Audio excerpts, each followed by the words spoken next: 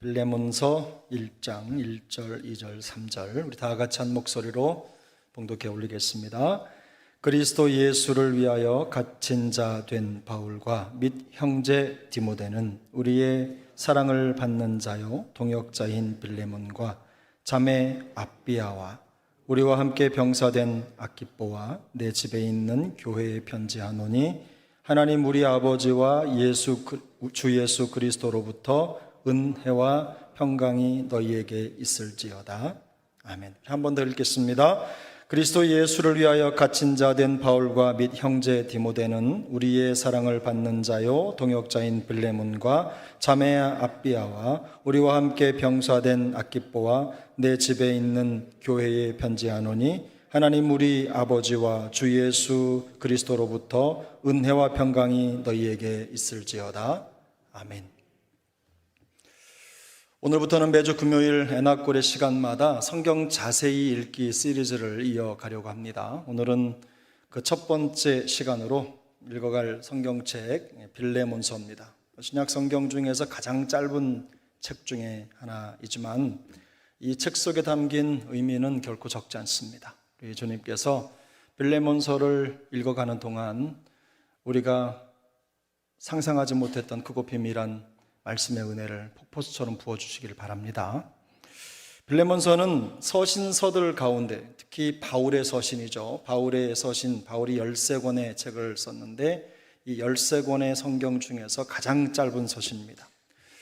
개인적인 서신이라고 해서 과거에 이 빌레몬서가 성경 66권의 정경에 속할 수 있느냐라고 하는 논쟁이 있었을 때도 있었습니다. 그럴 때 우리의 신앙의 선조죠, 장로교회의 창시자라고 할 수 있을 만큼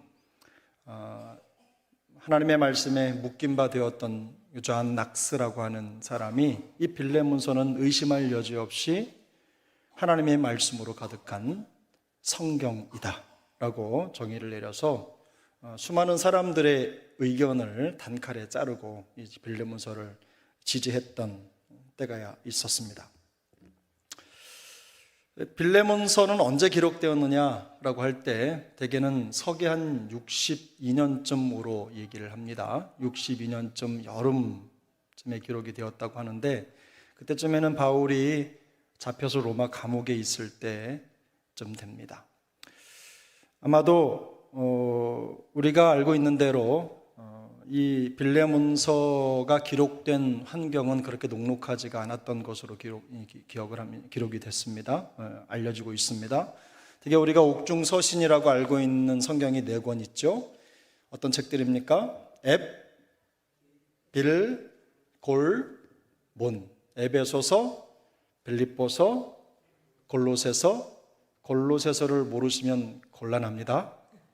골로새서, 빌레몬서 이렇게 4권이 바울의 옥중 서신으로 알려져 있습니다. 근데 빌레몬서는 전체 다 해봐야 25구절밖에 안 되는 아주 짧은 성경이죠. 근데 바울은 이 서신의 기록자를 자기 자신뿐만 아니라 자기의 제자였던 디모데로 함께 공동 저자로 등록을 했죠. 그래서 오늘 물론 바울 중심으로 모든 내용이 진행이 되고 있지만 디모데와 같은 마음으로 이 편지를 기록했다라는 것을 알 수가 있습니다. 아마 5권쯤 정도의 바울의 공동 저자로 디모데가 등장을 합니다만 이 빌레몬서가 그 중에 한 권입니다. 편지를 받는 사람은 여러 명이 거명이 되는데요. 제일 먼저는 1절, 2절에 나와 있는 내용인데 우리 한번 1절, 2절을 한 번 더 읽겠습니다. 1절, 2절 그리스도 예수를 위하여 갇힌 자 된 바울과 및 형제 디모데는 우리의 사랑을 받는 자요 동역자인 빌레몬과 자매 아비아와 우리와 함께 병사된 아키뽀와 내 집에 있는 교회에 편지하노니. 아멘. 일단 가장 먼저 이 편지의 수신자로 기록된 사람의 이름은 누굽니까? 누구죠? 빌레몬입니다. 빌레몬. 그리고 그 뒤로 자매 아비아, 그리고 함께 병사된 아키뽀, 그리고 그 집, 내 집이죠. 내 집이라고 표현되어 있는데 이게 누구의 집입니까? 내 집에 있는 교회에 편지했다고 했는데 나중에 또 언급을 하겠지만 이 내 집이라고 하는 것은 빌레몬의 집을 의미합니다. 그래서 빌레몬의 집에 교회가 있었는데 그 집에 있는 교회 성도들에게 보낸 편지입니다. 그래서 수신자는 빌레몬과 아비야 그리고 병사된 아키포 그리고 모든 성도들인데요. 빌레몬이 언제 어떻게 바울을 만났는지 성경은 명확하게 기록하고 있지 않습니다만 그가 바울의 전도를 받은 이후에 그리스도인이 된 것은 확실해 보입니다. 빌레몬이라고 하는 인물이 회심한 이후에 그의 집을 교회 개척 장소로 내주었어요. 이 절에 보면 내 집이 있는 교회는 이라는 것이 뭐라고 했죠? 이 빌레몬의 집을 말하는 것입니다. 당시 빌레몬의 집에는 노예들도 있었습니다. 그 노예를 거느리고 살 만큼 빌레몬은 부유했고 또 여러 사람이 회집할 수 있을 만큼 넓은 상당히 큰 규모의 집을 소유하고 있었던 것으로 판단이 됩니다. 그리고 빌레몬과 함께 있었던 이 언급되는 이 아비야는 누구냐? 바로 다름 아니라 자매 아비야죠. 누굽니까? 빌레몬의 아내로 알려지고 있습니다. 그리고 그 다음에 이름이 누구죠? 아키포. 아키포는 누굴까요? 바로 빌레몬의 아들로 알려지고 있습니다.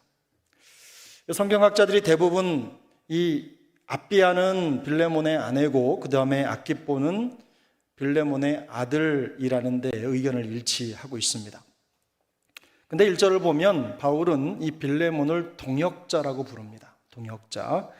그리고 2절에서 자매 아비야 그리고 그 아들 아키포는 우리와 함께한 병사죠. 특별히 이 아키포가 아들이 아주 믿음이 특출했던 것으로 보입니다. 왜냐하면 함께 병사된 자로 군사라는 뜻이죠.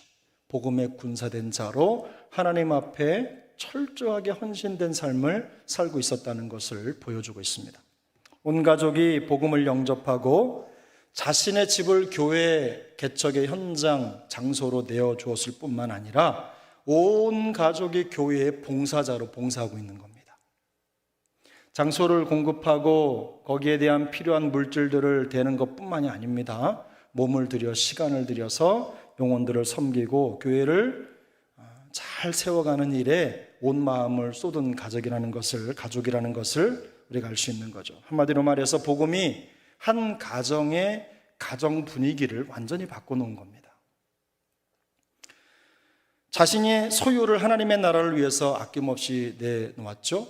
뿐만 아니라 온 가족이 섬김이가 돼서 영혼 섬김에 동참하고 있어요. 충실한 성도로 또 봉사자가 되었다는 것을 성경이 보여주고 있는 것이죠. 이전에 어떤 삶을 살았는지 기록이 되어 있지 않지만 빌레몬이 어떻게 돈을 벌었든 그는 부귀영화를 누릴 수 있을 만큼 그런 환경을 가지고 있었던 것은 분명합니다. 아마 그가 예수를 믿지 않았더라면 그 재물과 재산은 철저하게 그 자신과 자기 가족들을 위해서만 사용되었을 것입니다. 그런데 빌레몬이 예수를 믿고 나서 그에게 놀라운 변화가 일어났죠. 이기적이고 자기중심적인 삶이 아닙니다. 변화된 빌레몬과 그의 아내 아비야 그리고 아키포는 온 가족 전체가 이웃들에게 복음의 놀라운 역사를 들려주고 보여주는 산 증인이 되었어요. 함께 교회를 이루면서 섬김과 헌신의 삶을 살게 된 것이죠. 이기적인 삶이 아니라 이타적인 삶을 살게 된 것입니다. 무엇이 그들을 그렇게 만들었습니까? 복음이 그들을 그렇게 만들었습니다. 우리 역시 예수님을 믿고 난 이후에 많은 변화들을 경험했을 것입니다. 우리에게 일어난 변화는 작게는, 물론 작다고 말할 수 없지만 가장 대표적인 모습으로 주일 혹은 주중에 예배 시간을 구별해서 하나님 앞에 예배하러 나오는 변화가 일어났을 것입니다. 대부분 그 시간에 텔레비전을 보거나 혹은 주일 같으면 가족들과 함께 멀리 야외로 소풍을 가거나 다른 시간을 보내기가 일쑤지만 예수 믿은 이후에 우리에게 큰 변화가 일어난 것 중에 하나가 바로 그 시간에 그것들을 꺾고 하나님 앞에 나와 예배한다는 것입니다. 그 자리를 지킨 여러분을 축복합니다. 그 작은 헌신, 그러나 결코 작지 않은 헌신으로 하나님 앞에 칭찬받는 우리 모두가 될 수 있기를 바랍니다. 또 한 가지 좀 큰 모양새를 보면 삶의 전 방향이, 향방이 바뀌었다는 거예요. 가치의 기준이 바뀌었습니다. 또 삶의 방향 자체, 비전의 변화가 일어났다는 거예요. 감당할 수 없을 만큼 한꺼번에 많은 변화가 이렇게 일어나기도 합니다. 물론 그 변화의 양을 가늠하기 힘들 정도로 일평생 아주 조금씩 그 변화를 경험하는 사람들도 있습니다. 한꺼번에 가치가 바뀌지 않아서 아주 오랫동안 예수를 믿어야지만 바늘끈만큼 변화되는 역사도 있어요. 그것도 변화가 아니라고 말할 수는 없겠지만 어쨌든 변화입니다. 근데 오늘 빌레몬의 가정을 생각해 보면 복음이 가져온 변화가 결코 작지 않습니다. 시기적으로, 시간적으로 많은 시간, 오랫동안의 시간에 걸쳐서 이 빌레몬의 가정의 변화가 일어난 것이 아니라는 것을 어느 정도 짐작할 수가 있어요. 그의 집에 아직 노예가 있었습니다. 성경의 가르침이 아니죠.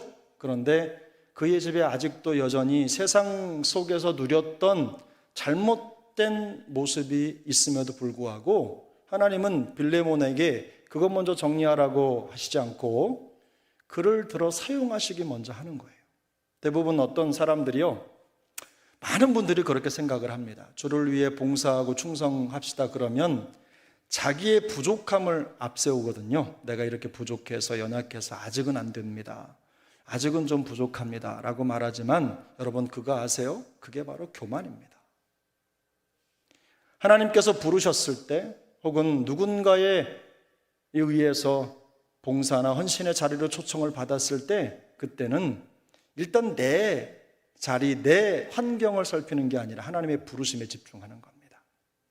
그리고 우리에게 있는 이 변화되지 못한 부분들은 차차 성령께서 이루실 일들을 기대하고 맡겨놓는 거예요. 그는 청산되지 않은 과거의 문제, 현실의 문제를 여전히 가지고 있음에도 불구하고 하나님의 나라의 그 꿈에 봉사하고 참여하는 거예요. 심지어는 그의 가정 전체가 하나님 앞에 드려지는 놀라운 역사를 보여주는 거죠. 복음은 빌레몬과 그의 가정에 놀라운 변화들을 가져왔어요. 이처럼 복음은 한 가정의 현재와 미래를 완전히 바꿔놓습니다. 또 한 가지 복음을 통한 변화는요, 때로는 급진적이지만 때로는 오랜 시간을 지나면서 서서히 나타나기도 해요. 디모데에게 있어서 급진적인 변화는 무엇입니까? 그가 하나님 앞에 나와 충성스러운 헌신자가 되었다는 사실입니다. 그러나 시간이 필요한 부분은 무엇입니까? 여전히 정리되지 않은, 청산되지 않은 그의 삶의 영역이에요. 담배 피는 것, 술 마시는 것, 그런 문제 때문에 예배 드리지 못한다고 말하는 분들이 계시면 그건 아직 그걸 접어두고서라도 생명으로 나오기를 선택하지 않은 것입니다. 그것 때문에 못 나오는 게 결코 아닙니다. 말씀드린 대로 우리가 하나님 앞에 충성하는 삶을 살지 못한다, 내 환경, 상황, 이런저런 여건, 핑계나 상황들 이렇게 저렇게 부족해서 한다, 못한다라고 말하는 건 겸손이 아닙니다. 그것은 결코 하나님 앞에서 바른 모습이 아닙니다. 성경은 오늘 빌레몬처럼 여전히 청산되지 않은 과거의 문제가 있다 손 치더라도 우선 하나님의 부르심에 순응해야 된다는 것을 우리에게 선명하게 보여주고 있습니다. 뿐만이 아닙니다. 한 사람 혹은 한 가정의 변화와 헌신이 초대교회의 역사와 부흥의 그루터기가 되었다는 거죠. 바로 여기에 이 빌레몬의 변화와 가정의 변화의 핵심 메시지가 담겨져 있습니다. 우리 교회 과거를 돌아봐도 단지 몇 사람의 헌신과 그들 중에 한 분이 가정을 예배 장소로 내어놓으면서 우리 교회의 이 부흥의 역사가 여기까지 이루어진 것입니다. 그들 중에 한 분이 그 부흥의 구루터기가 되면서 오늘에 이른 것입니다. 저를 비롯해 많은 성도님들은 교회에서 복음의 은혜를 사모하고 누리지만 먼저, 그리고 충성됨으로 우리보다 먼저 헌신됨의 구루터기가 된 그 성도들의 희생을 싼 값에 누리는 것입니다. 우리가 하는 말, 우리 젊은 세대의 문제점은 뭐냐면 은혜의 무게를 잘 깨닫지 못한다는 것입니다.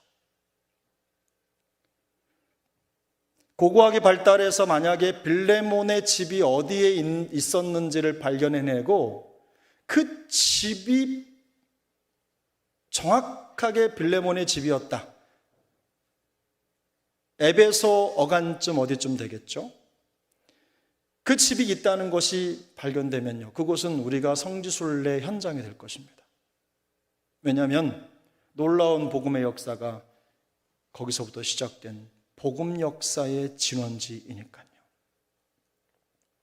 그만큼 중요한 일을 이 빌레몬이 감당을 한 겁니다. 실제로 교회 부흥은요, 복음에 헌신된 소수를 통해서 나타납니다. 우리가 인정하고 싶지 않지만 우리 다 같이 한 겁니다, 다 같이 애써서 했습니다, 이런 표현을 듣고 마음에 만족을 얻고 싶으시겠지만 교회의 헌신, 교회를 세워가고 교회를 견고하게 지탱하는 그 중심에는요, 이렇게 철저하게 헌신된 몇 사람이 있습니다. 지난 교회의 역사가 그 사실을 분명하게 보여주죠. 작은 색강들, 그 색강들이 모여서 큰 강을 이루고 거부할 수 없는 복음의 역사를 만들어가는 겁니다. 물방울 두 방울이 합쳐져서 한 방울이 되고, 또 그 두 방울이 합쳐져서 또 다른 더 큰 한 방울이 되고, 그 방울이 모여서 흐르는 물줄기가 되고, 그 물줄기들이 모여서 하나님의 나라의 거룩한 역사를 책임지는 거룩한 복음의 강을 이루는 것입니다. 우리에게는 일상이 되어버린 예배의 예전, 성례식, 지난주에 있었지만 우리가 흔히 입버릇처럼 얘기하는 교회는 말씀 중심이어야 된다, 오직 은혜로 살아야 된다라고 하는 이 단순한 캐치프레이즈, 이 진리 요거 하나 지키려고 수많은 사람들이 목숨을 잃었습니다. 그거 하나 지키려고, 그거 하나 건져내려고 목숨을 걸고 기득권과 싸워서 쟁취한 거예요. 우리는 성경을 통해서 피 흘림이 없이는 죄 사함도 없다는 복음의 증거를 익숙하게 알고 있습니다만, 이런 큰 희생과 헌신을 가만히 들여다보면 바로 그 말씀과 다르지 않다라는 걸 알게 돼요. 그 큰 헌신과 희생을 통해서 오늘의 교회가 세워지고 부흥을 이루어 왔습니다. 우리가 기억하는 그 시간, 그리고 장소들은 대부분 몇몇 사람의 헌신과 희생이 묻어있는 그 죽음의 현장이거든요. 유럽의 교회가 다 문을 닫았고 박물관처럼 되어버렸지만, 우리가 지금 그 땅에 가서 그 땅을 보는 목적은요, 다른 게 아니에요. 그들이 흘린 핏자국을 보는 거거든요. 거기에서부터 출발한 복음이 우리에게 왔으니까요. 주님께서 우리 교회에 이처럼 새로운 부흥의 은혜를 허락해 주시기를 바랍니다. 오늘 이 자리에서 기도하는 우리 엔학골의 기도의 동지들, 우리 각 사람의 변화와 기도에 대한 헌신이 우리 교회 부흥의 큰 구루터기가 될 수 있기를 소망합니다. 오늘 우리가 이 자리에 있을 수 있는 것은 누군가의 기도와 헌신이 있었기 때문에 가능한 것입니다.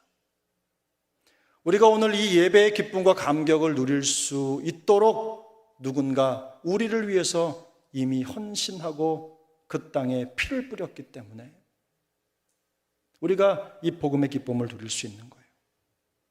우리도 은혜의 빚진 자로서 어느 곳에서든지 자신이 서 있는 그곳에서 시간을 들여 기도에 헌신하고 또 부흥의 바통을 다음 세대에 넘겨줄 수 있도록 마음을 쏟고 또 하나님 앞에 그 은혜에 집중하는 우리의 삶이 될 수 있기를 예수님의 이름으로 축복합니다. 빌레몬서를 기록하게 된 배경이 있습니다. 빌레몬서는 사실 노예였죠. 빌레몬의 노예였던 오네시모라고 하는 한 사람에 대한 천거의 내용이 담겨져 있어요. 사도 바울이 이 오네시모를 도와주려고 사실 이 성경을 기록한 겁니다. 근데 오네시모는 주인의 물건을 도적질하고 도망을 쳤던 이 파렴치한 사람이었어요. 그런데 그가 어떤 경위에선진 알 수 없지만 바울을 만납니다. 그리고 바울에게서 복음을 듣고 회심한 이후에 그리스도인이 되었습니다. 우리가 어떻게 만났는지 그 과정이 상술이 기술되어 있지 않기 때문에 알 수 없지만 이 한 번의 만남이 한 사람의 일생을 완전히 뒤바꿔 놓은 거예요. 아마 모르긴 몰라도 이 편지를 받았을 때 이 오네시모를 감싸려고 하고 덮어주려고 하는 그 바울의 마음을요, 이 빌레몬이 조금은 알고 있었을 것 같아요. 왜 그렇습니까? 본인이 그 복음의 능력을 이미 경험을 했기 때문에, 복음이 자기에게 이룬 일을 깨달았기 때문에, 알고 있기 때문에 이 바울의 말을 더 피부에 와닿게 들었을 거예요. 그래서 바울은요, 오네시모를 아주 귀중하게 여겼습니다. 참 우리가 이 바울의 태도에서 많이 배울 게 있는데요, 우리 사람들, 교회뿐만 아니라 세상 속에서도요, 성경이 하지 말라고 하는 것을 너무 잘 지키는 잘못된 전통, 잘못된 고정관념이 있어요. 뭐냐면 한 번 찍힌 사람은 회복되지 않는다는 거. 우리 교회 안에서 결코 있어서는 안 되는 모습이거든요. 한 번 죄를 지으면 절대로 용서가 안 되는 것. 주님도 용서하시는데 우리가 주인이 돼서 용서하지 않아요. 하나님 자리를 대신하려고 하는 모습들이 너무나 많이 있어요. 만약에 그런 마음이 해결되지 않으면요, 그 방법대로 우리도 하나님 앞에 정죄를 받을지도 몰라요. 근데 오늘 본문 가만히 들여다보면, 오늘 우리가 읽지는 않았지만 뒤쪽에 10절, 11절, 12절 지나면서 바울은 오네시모를 뭐라고 얘기하냐면 10절에서는 아들이라고 얘기해요. 내가 감옥 속에서 낳은 아들 오네시모. 그 다음에 11절에서는 무익하던 자가 유익한 자로 변화되었다고 고백을 하고, 12절에서는 그가 나의 신복이라고 얘기해요. 신복. 그래서 결국에 이 오네시모를 향한 바울의 마음은 무엇입니까? 이미 그가 완전히 변화되어서 새 사람이 되었다. 그런 종 누구든지 그리스도 안에 있으면 새로운 피조물이라, 이전 것은 지나갔으니 보라 새 것이 되었노라. 이 말씀이 오네시모에게 일어났다는 것을 인정하는 거예요. 그래서 바울은 오네시모가 변화된 삶을 살아가고 있고, 이제는 물건이나 훔치는 그런 좀도둑이 아니라 바울과 함께 복음의 종이 되었음을 인정해달라는 간청을 이 성경 속에 담아둔 것입니다. 우리가 부족하지만 성령께서 우리를 이렇게 하나님께 의탁하는 은혜가 있길 바랍니다. 우리는 부족하지만 그저 뜯어보면 어디다 써야 될지 고민이 많이 되는 인생이지만, 예수 믿고 변화돼서 하나님 앞에 붙들림 받은 인생, 쓰임받는 인생으로 인정받는 그런 우리 각 사람이 되었으면 좋겠습니다. 여러분, 특별히 빌레몬서의 특징 중에 하나가 있어요. 바울이 자신을 그리스도 예수를 위하여 갇힌 자라고 소개하고 있는 대목입니다.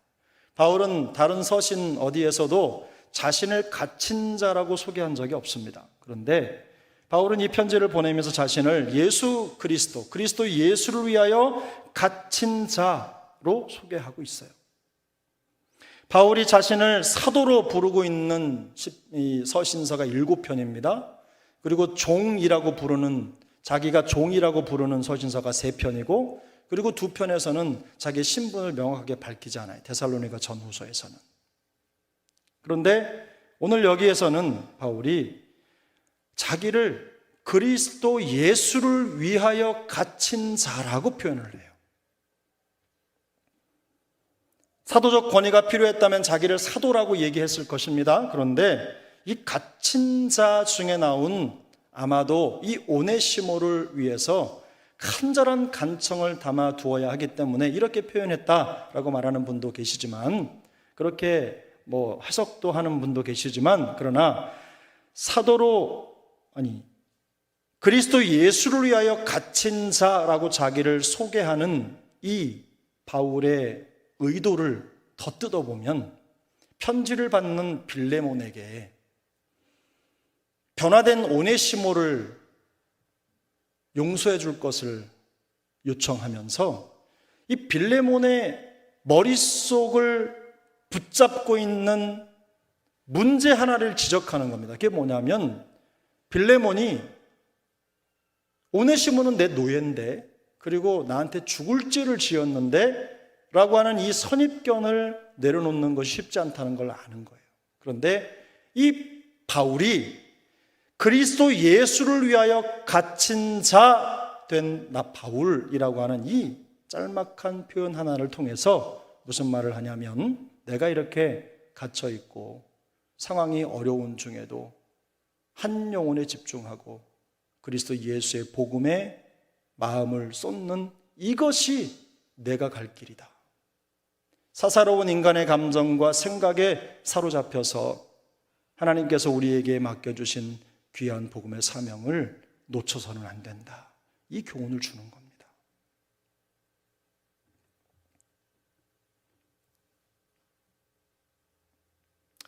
우리가 사소한 개인 감정에 휩쓸릴 수도 있죠. 그러나 믿는 자에게 맡기신 영혼을 구원하는 이 복음 사명에 집중하는 것, 그것은 어느 것보다도 가장 중요한 우리의 본분인 줄 믿습니다. 이런 증거는요, 바울이요, 그 빌레몬을 동역자라고 부르는데도 그 의미가 담겨져 있어요. 바울은 빌레몬이 복음의 동역자로서 사사로운 감정을 뛰어넘어서 자기 자신처럼 그리스도 예수를 위한 복음 사역에 집중하기를 원했어요. 사실 이 말씀의 요청은요, 우리 모두를 향한 메시지라고 저는 확신합니다. 우리로 하여금 은혜에 집중하지 못하고 말씀과 또 복음에 집중하지 못하도록 하는 근본적인 원인, 문제가 어디에 있는지를 돌아봐야 된다는 거죠.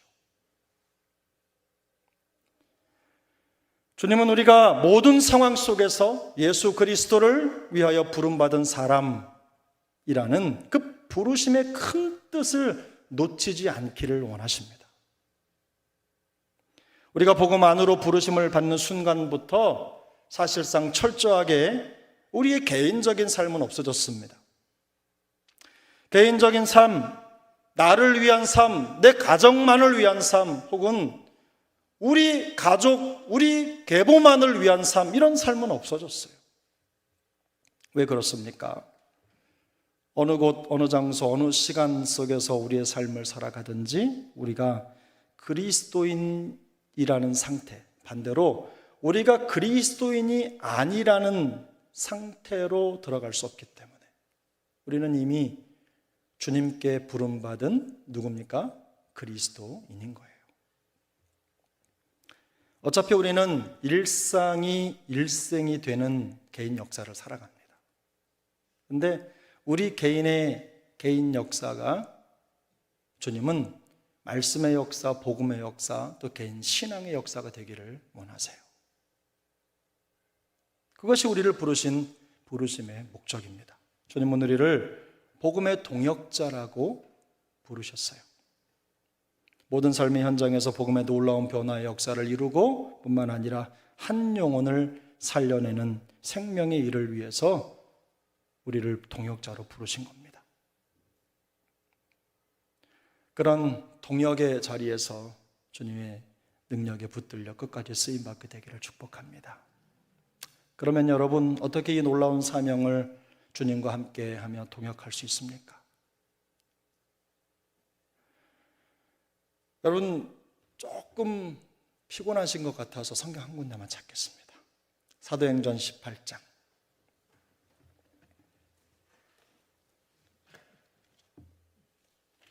사도행전 18장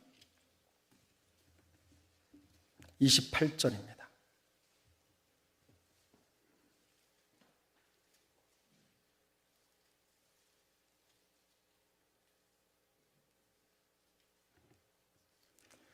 사도행전 18장 28절 다 찾으셨습니까? 우리 찾으신 말씀을 다 같이 한 목소리로 봉독하겠습니다. 이는 성경으로서 예수는 그리스도라고 증언하며 공중 앞에서 힘있게 유대인의 말을 이김이로라. 아멘. 우리 한 번 더 읽겠습니다. 이는 성경으로서 예수는 그리스도라고 증언하며 공중 앞에서 힘있게 유대인의 말을 이김이로라. 아멘. 이게 갑자기 무슨 말이냐 이런 생각이 들 수가 있으실 텐데요. 이것은 아볼로에 대한 얘기입니다. 아볼로가 이집트의 알렉산드리아라고 하는 곳에 살다가 그곳에서 복음을 경험하고 그 복음을 더 잘 알고 전하기 위해서 이 에베소까지 온 거예요. 소아시아 지역까지, 지금의 터키 땅이죠. 거기까지 온 거예요. 그런데 이 아볼로가 성경에 능통한 자라고 성경이 말씀하고 있는데, 놀랍게도 그가 성경에 능통해 그리스도에 대해서 알고는 있었지만 성령 충만하지는 못했어요. 그가 성경을 속속들이 깊이 있게 깨닫고 놀라운 변화의 중심에서 그 변화를 이끌어 가시는 분이 성령 하나님이라고 하는 것에 대한 지혜가 부족했어요. 그때 바울이 이 아볼로에게 브리스길라와 아굴라, 들어보셨죠? 브리스길라와 아굴라를 보내서 성경을 자세하게 풀어주고 그 깊은 뜻을 알려줍니다. 그러자 이 아볼로에게 놀라운 변화가, 그냥 눈에 거풀이 벗겨지는 것 같은 역사가 나타난 거예요. 그리고는 성경이 이미 잘 알고 있다고 했잖아요. 그런데 거기에 성령의 역사를 더하니까 이 아볼로가 이렇게 유대인의 말, 성경이라고 하면 박사학위를 가지고 있는 그들에게도 결코 뒤지지 않는 능력 있는 복음 사역자가 됐다는 거예요. 우리가 하나님과 동역할 수 있는 비결은 바로 여기에 있어요.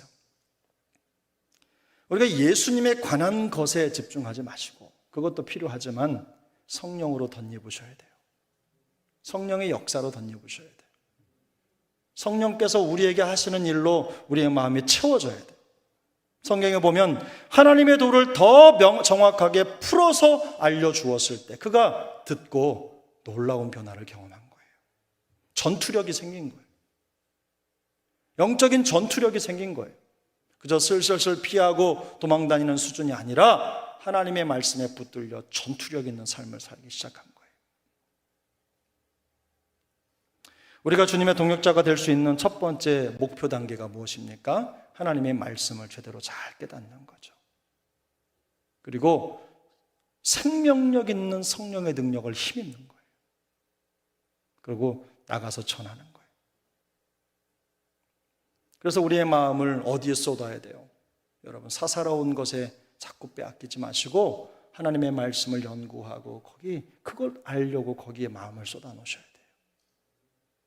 어떤 환경 속에서도 우리를 복음의 동역자로 부르신 그 부르심의 사명을 생각하고 복음의 그루터기가 되기 위해서 우리가 마음을 쏟고 충성하는 삶을 살아가야 되는 것입니다. 그런 삶을 결단하는 우리 모두에게 우리 하나님 아버지와 주 예수 그리스도로부터 은혜와 평강이 더욱 풍성히 임하기를 예수님의 이름으로 축복합니다.